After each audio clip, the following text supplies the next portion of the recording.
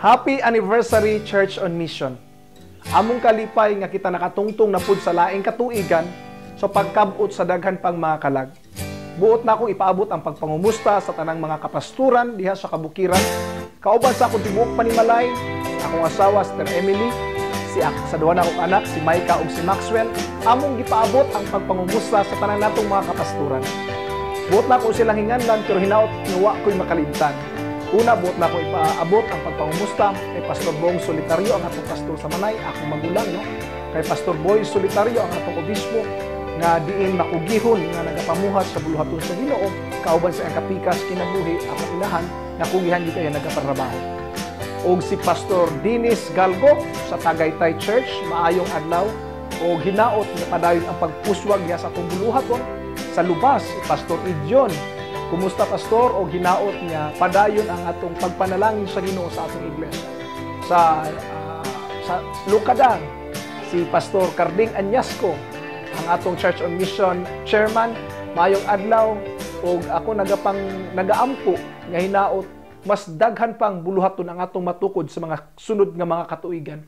Sa atong pastor sa Lumyad, si Pastor Jesse Nermal, katambayayong ang iyang anak, si Pastor Virgilio Nermal, ako nagaampo nga ang Dios magapanalangin kanimo, hatagan kag kusog sa Dios, no sa kanunay magapamuhat. Sa Pakibato area, Pakibato sa sentro, si Pastoraan, maayong adlaw, no, kaninyo sa tibuok panimalay.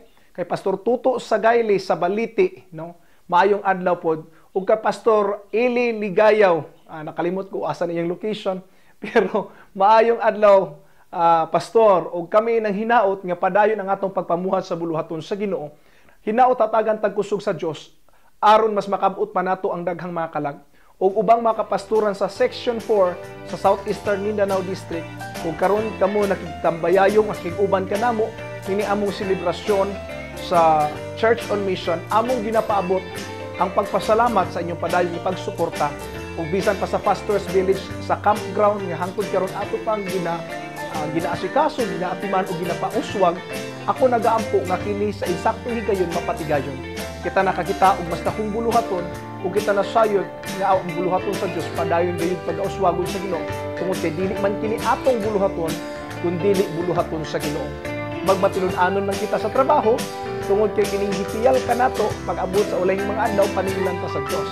Apan ang kanindot usab pag-abot sa ulahing mga adlaw makikita ta sa Ginoo ug kita pud purong-purungan sa nindot nga purong-purong gumikan sa atong nahimo sa buluhaton sa Ginoo.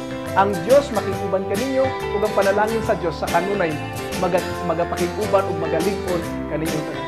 Daghang salamat kauban sa akong tibuok pamilya ug sa Pentecostals of Jordan. Once again, I would say, Happy Anniversary, Church on Mission.